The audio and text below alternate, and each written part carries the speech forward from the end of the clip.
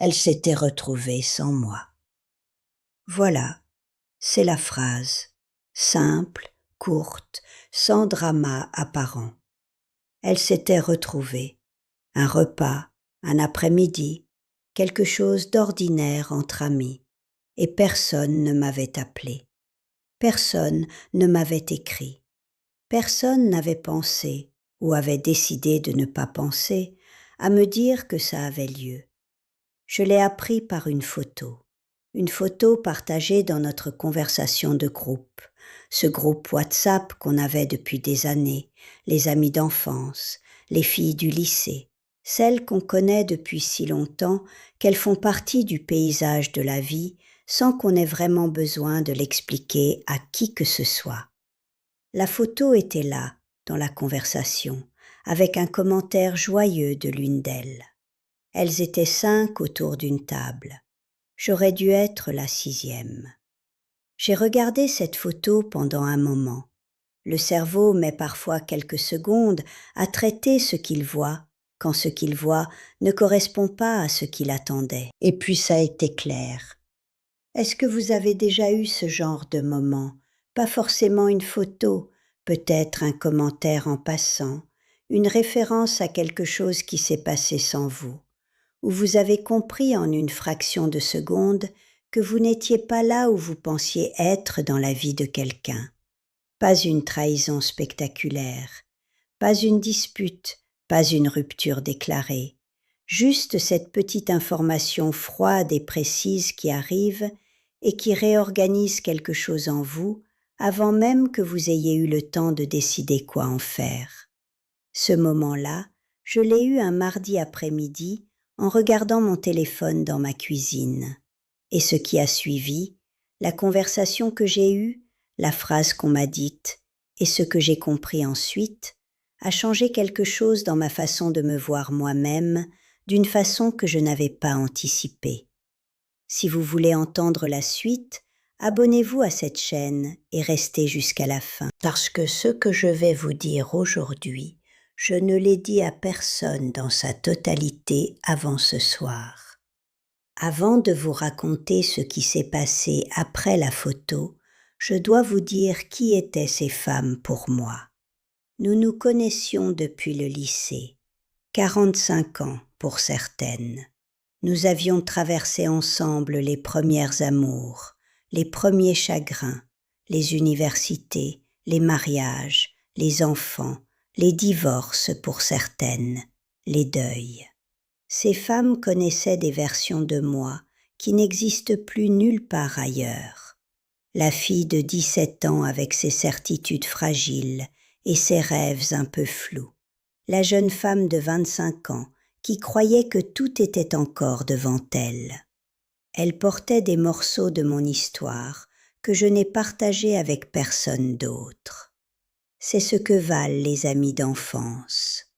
Pas leur présence actuelle, leur mémoire. La façon dont elles gardent un accès à qui vous étiez avant que vous deveniez qui vous êtes. C'est irremplaçable. C'est aussi, je l'ai compris plus tard, ce qui peut devenir un problème. Le groupe avait eu ses hauts et ses bas au fil des années. Des périodes où on se voyait souvent, d'autres où des mois passaient sans grand contact. Des tensions qui naissent dans tout groupe féminin qui dure. Des jalousies légères, des incompréhensions, des moments où quelqu'un prend trop de place ou pas assez. Rien de dramatique. La friction ordinaire de gens qui se connaissent depuis trop longtemps pour se ménager complètement et pas assez pour tout se dire. Mais on se retrouvait toujours, parce que 45 ans, ça ne se laisse pas simplement derrière, ou c'est ce que je croyais. J'ai envoyé un message à celle que je considérais comme la plus proche du groupe, pas dans la conversation collective, en privé, simple, direct, j'avais vu la photo, je voulais comprendre. Elle a mis 3 heures à répondre. Quand la réponse est arrivée, elle était longue. Trop longue pour être spontanée. Elle avait réfléchi, elle avait choisi ses mots. Et les mots qu'elle avait choisis étaient ceux-ci, à peu près. Françoise, tu sais qu'on t'aime. mais tu as beaucoup changé ces dernières années. Tu es différente de ce que tu étais. Et ce n'est pas un reproche, c'est juste que parfois, dans le groupe, on ne sait plus vraiment comment te rejoindre. Tu ne t'intègres plus de la même façon. On pensait que ce repas serait plus simple, sans avoir à gérer cette tension. J'ai lu ce message debout dans ma cuisine, je l'ai relu, et j'ai posé mon téléphone sur le plan de travail avec cette lenteur particulière qu'on a quand on essaie de rester calme, alors que quelque chose en soi vient de recevoir un coup. Tu ne t'intègres plus de la même façon. Je vais vous dire ce que cette phrase a fait, parce que je crois qu'il est important de le dire honnêtement plutôt que de sauter directement à la conclusion apaisée que les histoires de ce genre ont souvent. La première chose qu'elle a faite, c'est me blesser. Profondément, simplement, sans sophistication. Cette douleur particulière qui n'est pas de la colère, pas encore, mais quelque chose de plus primitif. Le sentiment d'être exclu d'un endroit où on croyait avoir sa place. Rejeté non pas pour quelque chose qu'on a fait, mais pour quelque chose qu'on est, ou qu'on est devenu. La deuxième chose qu'elle a faite, c'est me déstabiliser d'une façon que la colère n'aurait pas faite. Parce qu'on peut contester une accusation, on ne peut pas vraiment contester une observation. Et « tu as changé » était une observation, vraie. Je le savais avant même de commencer à y réfléchir. J'avais changé. Les 2 dernières années avaient changé des choses fondamentales dans ma vie, dans mes choix, dans mes priorités, dans la façon dont je me situais par rapport aux gens et aux situations. J'avais pris des décisions difficiles. J'avais laissé derrière certaines versions de moi-même que je portais depuis trop longtemps. J'avais, pour la première fois depuis des années, commencé à vivre d'une façon qui me ressemblait, plutôt que d'une façon qui convenait à tout le monde. Et apparemment, cette façon de vivre ne s'intégrait plus dans ce groupe. Les semaines qui ont suivi ont été difficiles d'une façon particulière. Pas la difficulté des grandes crises, je connaissais ça, j'avais traversé des choses bien plus lourdes. Mais cette douleur plus sourde, plus insidieuse, qui vient de la perte de quelque chose qu'on croyait acquis. Ces femmes avaient été une constante de ma vie pendant 45 ans.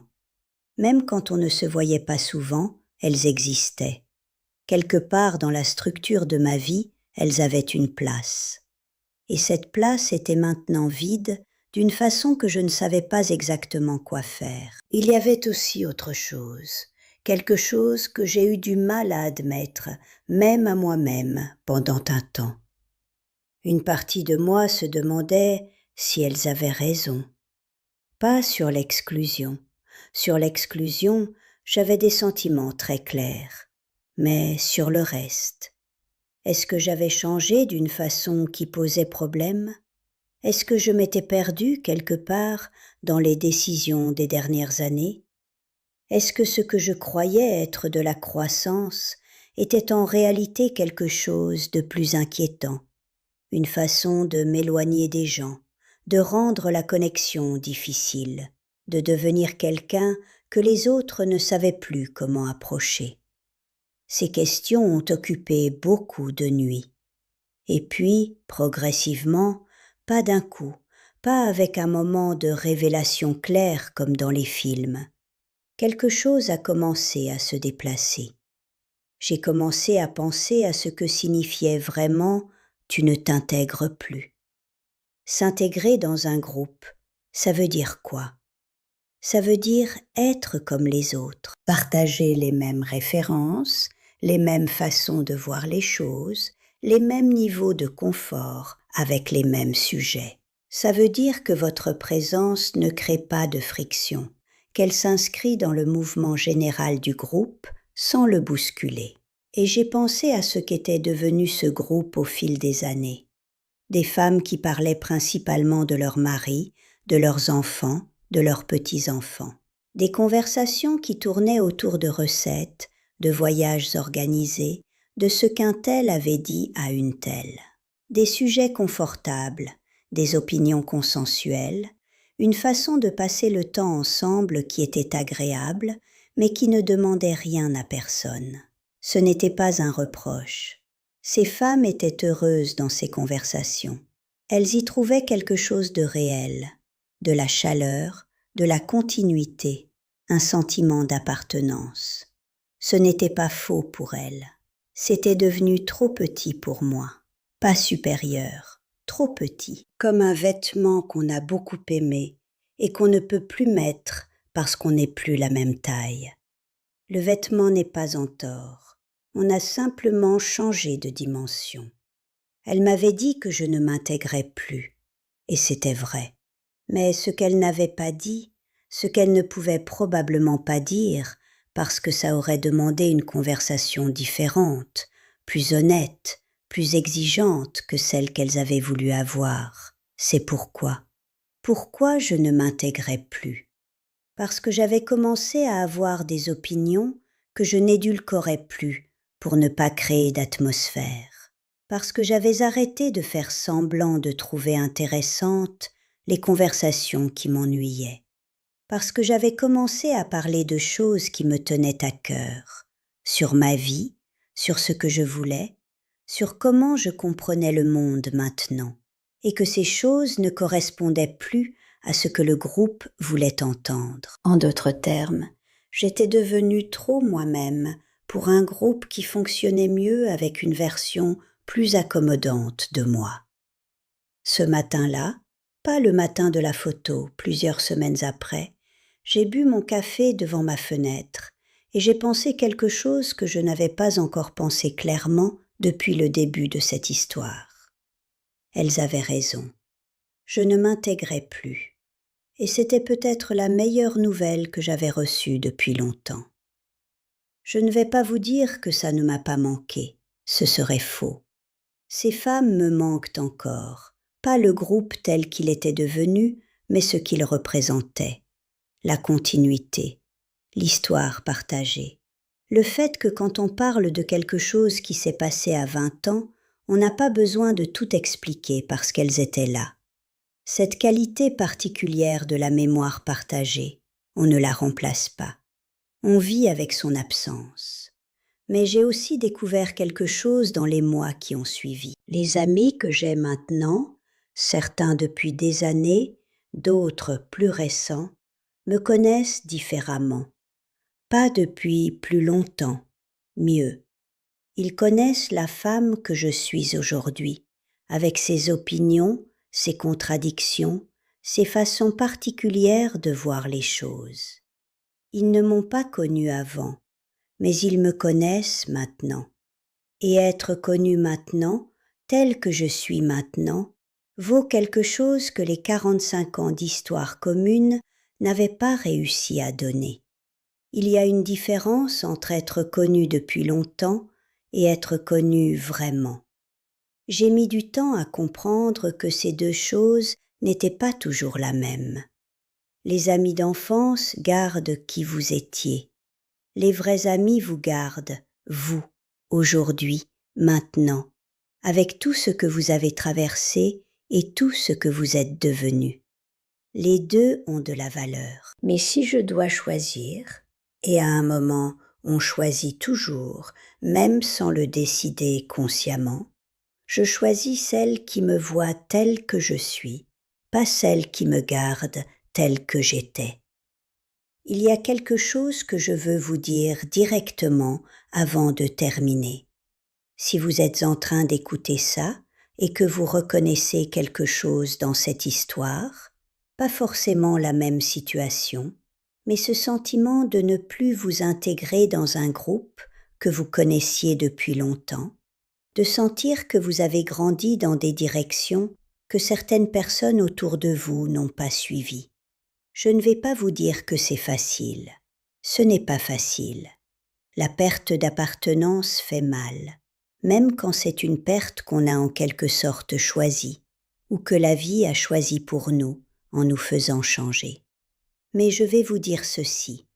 Ne pas s'intégrer dans un endroit, Ça veut dire qu'on ne rentre plus dans ce moule-là. Et ne plus rentrer dans un moule, ça peut vouloir dire qu'on l'a dépassé, que la femme qu'on est devenue est plus grande que la version qu'on y laissait, que la friction qu'on crée dans certains groupes n'est pas un défaut de caractère, c'est simplement la preuve qu'on prend de la place d'une façon nouvelle, et que tout le monde n'est pas prêt à accueillir ça.